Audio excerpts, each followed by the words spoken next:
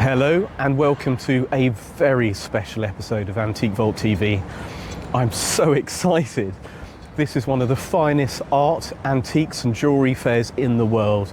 This is LAPADA, this is the big one. We're going to do our best to give you a flavour of some of the fantastic objects and some of the great characterful dealers that are inside.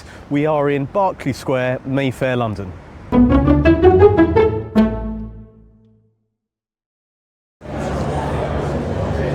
Hello, we are inside the LAPADA Fair today and we are with Clementine. Hello, hi. I'm from Callaghans Fine Paintings. Here is the incredible Bonkers Conkers by Adam Padden, an original bronze sculpture of a conker, horse chestnut, as if just fallen from the tree and broken apart. It's certainly the right time of year for this, and this is one of the first things that has really grabbed me in this fair, because it's so crazy, it's out there, but also it looks wonderful, and it's very naturalistically observed as well. Very much so, very much so. We're really excited to show it. It's the first time we've shown it at this show. Oh, okay. Do you have any other works by this artist at the fair at the moment? We don't at the moment. This is the only one. We thought we'd come in with a bang and go with the Bonkers Conkers. Fantastic. Bonkers Conkers, you saw it here first on Antique Vault TV.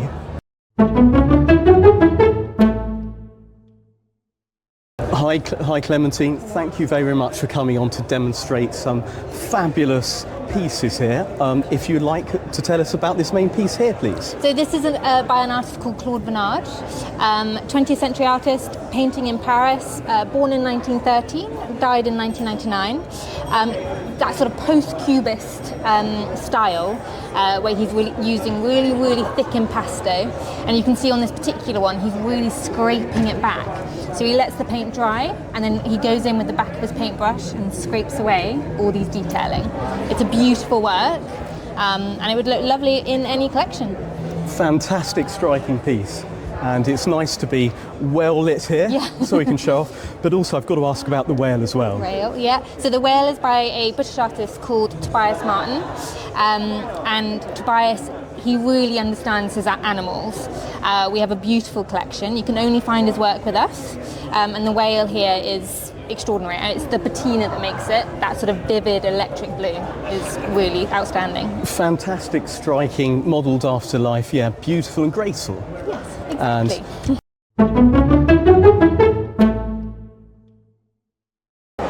I am so excited.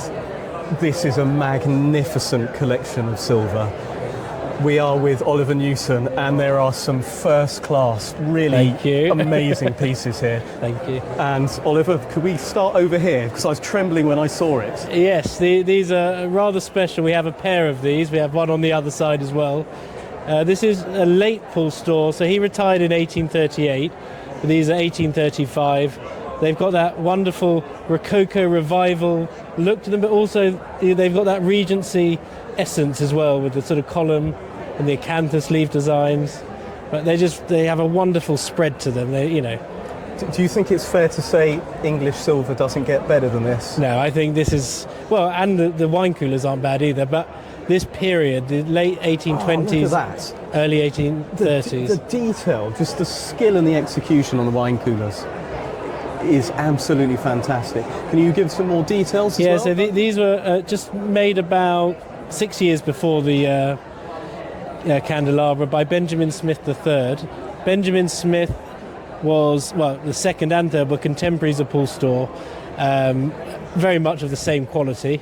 Actually, Benjamin Smith II, his father, and Paul Storr worked both for Rundlebridge and Rundle, and he supplied the Prince Regent, King George IV. Fantastic, but also the cabinets here. I mean, imagine having a dinner party on a dark oak table with candlelight and the light coming off of this. Absolutely, yeah. Yeah, we've got a nice selection of Regency silver. A lot of more Paul Storr. This wonderful tea set, three-piece tea set, which is very much in his iconic style with the shell and gadroon design at the top. Oh my word! And the serpent handles, which is just so elegant. And then you can see that design mimicked on these entree dishes below as well, which is of the same sort of period. Once again, the execution here is just, it's world class. Yeah, thank you. It's so beautiful. And this really feels like an Aladdin's cave. Yeah, well, I think so. Oh my gosh, and it's with the baskets over here, can you give us a quick run through as well? Yeah, I mean, this is a sort of iconic design it's made by a firm called Wakeland and Taylor, and they're just some of the finest examples of neoclassical silver. They've got such presence, you know, and I love them. And to have a suite of 3 of them survived in this wonderful condition is really rare. Oliver, thank you very much for showing us just some of your objects today. No, it's a pleasure. Thank you very much. So lovely seeing you, and take care. Thank you.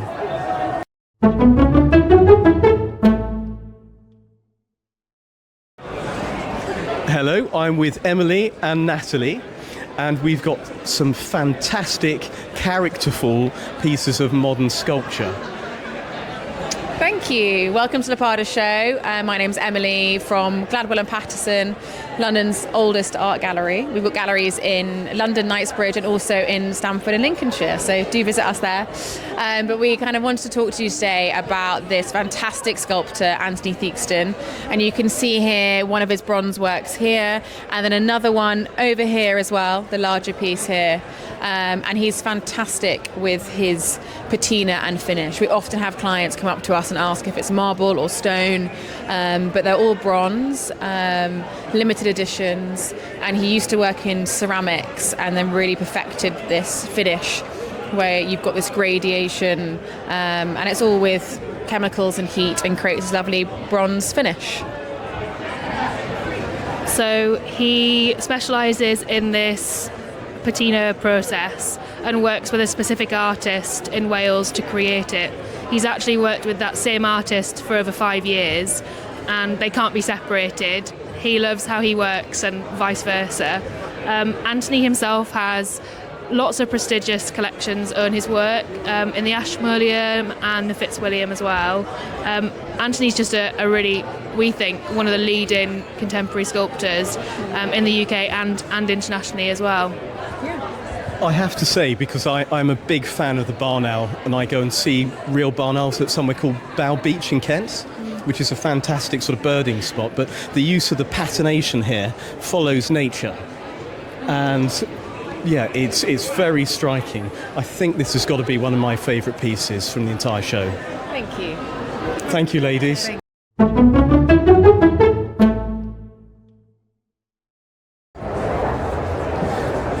Once again, we've got some fantastic objects here, and we've got a great specialist to guide us through. We have Lennox Cato. Good evening. Good evening to you. Good evening, Lennox. Yeah. Well, to me, this is one of my best collections of furniture being shown here at the LAPADA Fair. The desk in front of you is made by Chippendale the Younger. Fantastic cabinet maker, obviously related to Thomas Chippendale. This is a type of piece of furniture which you would see at Stourhead. Beautifully made, mahogany, got this fantastic Gothic border, edged in ebony, original handles, absolutely fantastic.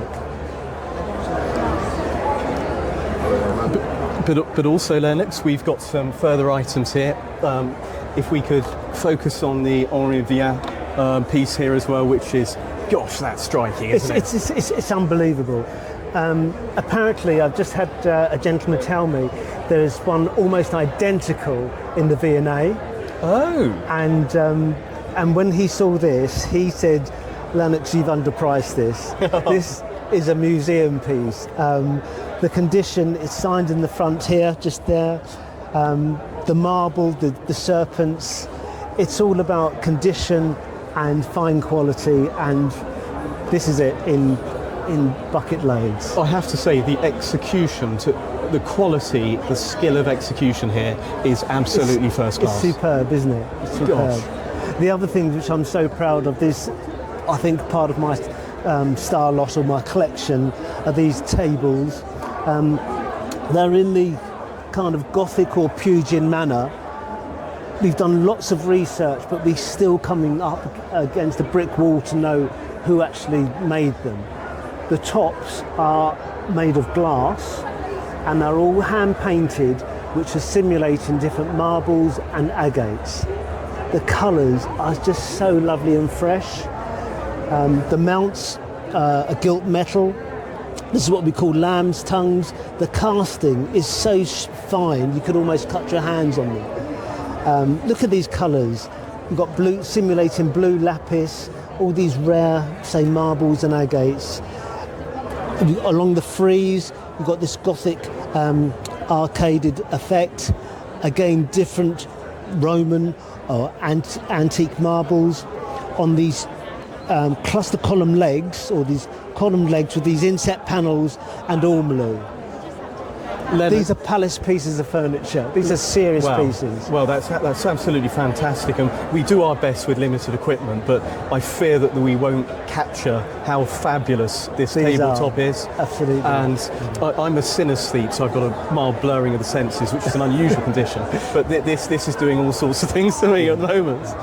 But Lennox, thank you very much for taking time, and wonderful to see. Enjoy the rest of the fair, it's magnificent. This is the best fair in London. Yes, absolutely. Thank you very much. I am here with Peter from Garret and Hurst with a smashing piece.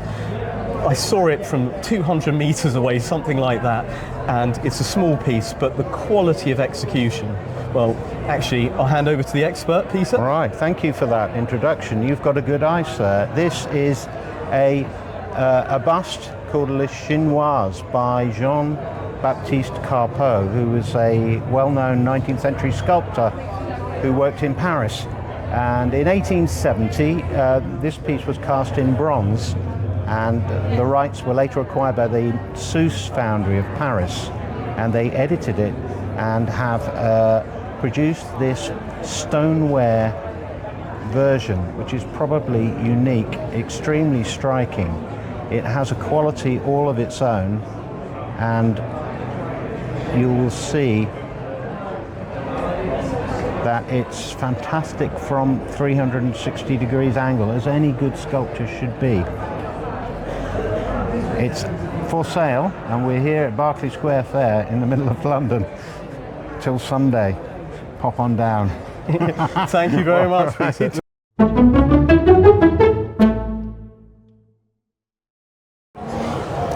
Once again, I'm really starting to get excited. It's wonderful to see objects of this quality. We're with Jeremy Astfog. I do believe LAPADA's only African member. That's correct. So the whole of South Africa cheered us on as we open today. We are based at the very tip, just outside of Cape Town. The town is called Franschhoek, where our shop is. And we spend the whole year finding and sourcing pieces that we think are good enough to bring to London. Obviously, I enjoy selling them, so I bring the best. And this year we've done really well. We found some very exciting pieces. The pieces that we're going to talk about today are two really good pieces of Indian silver. Majority of the Indian silver that we find in South Africa were things that moved between the Middle East, Far East, and obviously Europe. And they would have come around the Horn of Africa, and a lot of them would have stopped in Cape Town. The people would have liked it, so they would have been offloaded, and they've lived there their whole lives. And so when we come across a piece like this, the imposing nature of it, the size of it, the weight of it is beautiful. Obviously trying to ascertain exactly where it was made is always tricky. This particular piece we've called Indian silver. It's probably Burmese. The date on it is late 19th century, so between sort of 1880 and 1900. And it's a really weighty piece, which is nice to see in Indian silver because it means it was probably commissioned by somebody who had a lot of money. The detailing with the hunting scenes on that are absolutely beautiful. And a lot of the Indian metalwork today sells predominantly because of the decoration. The decoration was done by people who had time, they had the skill set, and they produced things that when we look at today, we know cannot be reproduced. If I take the flip side of that, this is a piece of what we would call company silver. It is a piece made by Hamilton and Company, and it was made in the Indian colonial period, where it was made by a company that was basically English trained and English owned, also done in India. This was a trophy cup that was presented, and if I take the lid off, the idea was that when your horse won, you would sit and you would drink a lot of beer in it, which is quite good. It's got an inscription on it, and it's called the 46th mug, and it was won by Captain Davies for his horse Arab Eclipse. And what's nice is that the modelling on the top, the actual horse itself with its foal, is the same calibre that one would see on the very top silversmiths in England at the same time. Paul Storr did a model that was very close to this, and this would certainly stand with that. It's a little bit more provincial, it wouldn't be as finished, but that's half the allure of collecting Indian silver. Thank you for showing us these wonderful objects. Yeah, it's wonderful to see objects of this calibre, and I love love decorative arts, and it's, I mean, the work here. Yeah, it's superb, and I think that's half the fun of dealing what we deal with. I'm a silversmith, I work with silver every day of my life, and I think when I find something that I look at and go, wow, that's got something extra, that's the piece I bring to this fair. It's here that you can find it, nowhere else. Fantastic. Thank you for showing us these objects. Absolute pleasure. We have a truly magnificent piece of silver here. This is fantastic. Jeremy, over to you. So what you've got here is you've got a silver gilt, which is silver base metal that has been gold plated. They couldn't make them in gold because the weight would have just been too much. So silver gilt is basically the highest level at which you'll find something like a Warwick vase being made. This particular one was made in 1891 in London. They started reproducing them from about 1815 onwards, Paul Storr being the most notable person who actually did them, and his are always exquisite. The models used on the heads on this are basically exactly the same as his. When you look at them, you can actually see the difference in quality across various manufacturers. This one is made by the Barnards. The Barnards were very good in them, and the weight on this is 167 ounces, wow. which is quite nice. In terms of kilos, it's 5.2 kilos. Now, the original Warwick vase was discovered in about 1770 in a lake at Hadrian's Villa in Tivoli outside of Rome. And it was a Greek marble vase, a large one. It was 1.7 meters high, and it was campana type like this. But it was broken in pieces, and so it was restored. And Gavin Hamilton, the Scottish painter, basically restored it, and then he sold it off. He offered it to the British Museum, who declined it, and eventually, I think he was asking £600 for it at the time, which of course scared them. And it was eventually sold to the second Earl of Warwick, George Greville, and he erected a special house for it on the grounds of Warwick Castle, where it lived, until its purchase in 1979 for the Burrell Collection in Glasgow. So the busts themselves, obviously this is open to interpretation, but basically the central busts represent Bacchus and the elderly Silenus or Hercules, while those flanking them are either additional busts of Silenus or bearded satyrs. It has been suggested that the female mask on the opposite side represents Bacchus's wife, and I have to pronounce this carefully, I think it's Aridian. I stand to correction.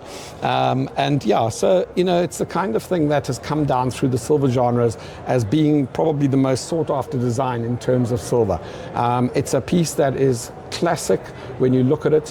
When you fill it with flowers, as this one was meant to do, it looks superb. I've often had it on our table in the lounge with roses in it, and I tell you, everybody who knows me but who doesn't know what I do walks in and goes, wow, that's really nice. They can't know why, but they realize that it just has character and presence.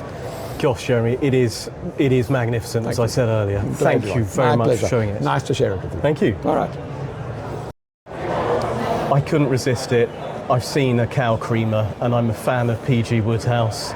Jeremy, over to you, sir. So basically, cow creamers, silver cow creamers, originated in the sort of late 18th century, from about 1770 onwards. And there was a specialist maker called John Schupp, who was of probably German descent, and he made them, and he made two different types. He made a plain one, and then he made a hairy one. Those today are extremely expensive and very difficult to get hold of. In my time, I've only ever had one, and that was a while ago. So the majority of the ones that we find for sale are ones that were done 100 years later. They were done in Germany and they were done in England, and they basically were done in exactly the same way, made using the same formula. And effectively what you've got is you've got a cream jug. So you lifted the lid on the back, you would put your cream inside there, and then when you tilted it and poured it, you poured it out as you went. So of course, being a cow, it then gave you milk, which was fantastic. This particular version is made in Germany, and it has import marks for Chester 1911, which is really nice, and we can see the marks on the bottom. It has glass set eyes, and they always have a fly on the back. And the fly on the back, the meaning of it being there as a fly is something that we have probably lost today, and probably should stay lost, but it's always there and it's part of their charm. And every single one, when you look at them, are different. You could effectively build a collection of between 15 and 30 of these, and they will all have slight variances because each manufacturer had a different angle that he brought to it. So you get plump cows, you get thin cows, you get cows that look more like bulls than cows, and everything in between. So they really are quite amazing in terms of the artistic intent behind them. And as a silversmith, to make something like this, it's a lot of work because the format and the shaping of it encompasses basically most of the techniques that we use today, from raising and casting, chasing, setting of stones in the eyes. But they've come up with a product that 100 years later still impresses people. Even people from the YouTube generation walk in and go, "What's that?" I've got to admit, I love it, and my first thought is Bertie Wooster basically running around some hall holding this being chased. Yeah, exactly. Once again, Jeremy, thank you very much for showing us a cow nice creamer.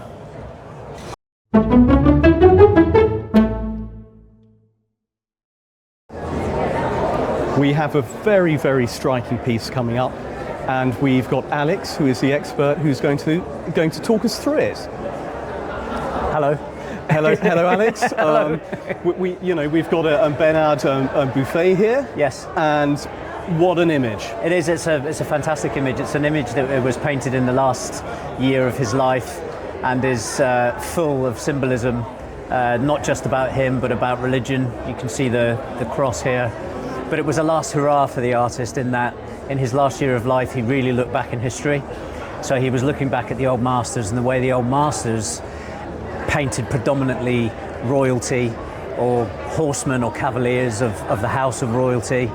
And this is his take on that, the way the old masters would look and the way they painted. Buffet took it to the next level, beyond, if you like, very strong colours. Oh gosh.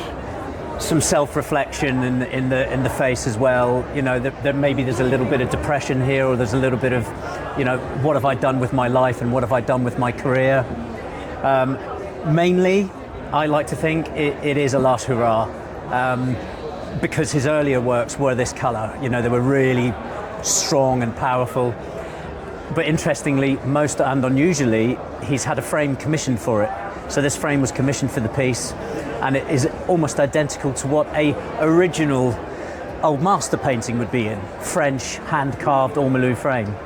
So as a package, it's a symbol of him ending, in a way, in a positive way though, ending in a positive way. Well, it's bright, it's a very, very striking, good-looking piece, but as you say, there are those elements here. Yes. Symbolism with Yes. the dagger and the cross. Yes. But then there is the sort of mixed emotion in the face. Yeah, very much so. But also, it's not the only one that you have, is it? Correct. We have his sister, if you like, or some would like to say his wife. Okay, here we go.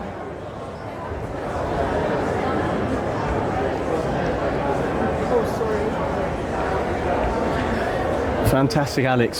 So we've got the companion piece here. It is, and it's in exactly the same vein. Everything we've just said about we call him the king, but the King Henry, is represented here. Again, you've got the symbolism again, and we've been looking at this and trying to work it out. But you've got the necklaces, and the jewellery, which are blood red, and one can almost imagine. And back then, there was a lot of beheading. So there was a lot of, there's symbolism, it's death. Yes. Not that we're selling paintings based on death, but it is a part of what he's thinking at this point in his career. Gosh. This is Elizabeth de Espagne. So, and she was recognised, believe it or not, by the old masters as one of the uglier queens, and they enjoyed painting her. So there must be a reason why Bernard picked her. Yes, she's certainly a striking lady, isn't she? She is striking, yes. And I could almost see these opposite each other in a room. And massive statement piece, but also on a more sort of calmer level, there's a Dufy here as well? Yes, this is by Raoul Dufy, the very famous and founder member of the Fauvist movement. And for instance, Raoul Dufy and Henri Matisse and Maurice de Vlaminck were all great friends, and the Fauvist movement was founded in 1902-1903. And Raoul Dufy's work now can sell for dramatic sums of money because of his importance in the history of art. But this particular example is what we call an unfinished, but it's not. It's deliberate. So it's got leaves a bit to the imagination, and I think that's what the Fauvists were very good at. Yeah, I love it, and it's with Dufy and it's with Buffet as well. You instantly know who it's by, and they're very strong. They've got their own instantly recognisable look, which is very important in great art. Timeless image, timeless imagery. Alex, thank you very much. And pleasure. Anyone at home, please check out the Willow Gallery. Alex, thank you for showing us. Pleasure. No, thank you. This is going to be the last item at the LAPADA Fair, but it is absolutely fantastic. A world-class object. And we are here with Elaine, Adam and Dale. Yes. And if someone can talk us through what we have here. Sure, of course. This is the Lady Astor tiara, and it was made around 1920, originally made by Boucheron, just prior, and then given to Cartier to make it an exquisite tiara. This is all laid in with turquoise and diamond and in platinum. This was made for the family for premieres, such as Charlie Chaplin's premiere. This was worn by Lady Astor there, and then worn again by Charlie Chaplin. There's photos of it, so on and so forth. And it is made in the Art Deco and Egyptian style. We purchased it recently this year. It was hidden under the floorboards for 80 years during both World Wars, First and Second, to hide it, basically from the Germans so they didn't steal it. It's a very rare artifact. The sister tiara is actually in the V&A Museum. The sister tiara is 1935 and this is 1930. It's more earlier, yeah. Also, the sister one now in Cartier exhibition at the moment in their museum, which is amazing. Also, for this one, because it had a so amazing story, so this one already for the next century, we are so pleased. Want to show it to the public, because it's a treasure of the whole world. So that's why at the moment it's not for sale, because we really want to show it to more people, and we will take it to around the world to different shows. Yeah, and let people enjoy the beautiful Astor tiara. Yeah. Fantastic. This is a world-class piece. This is a true piece of treasure. Guys, thank you very much. And we will have links to the piece as well. So thank you for showing this off. That's magnificent. It's been wonderful talking to you. Thank you. Thanks, guys.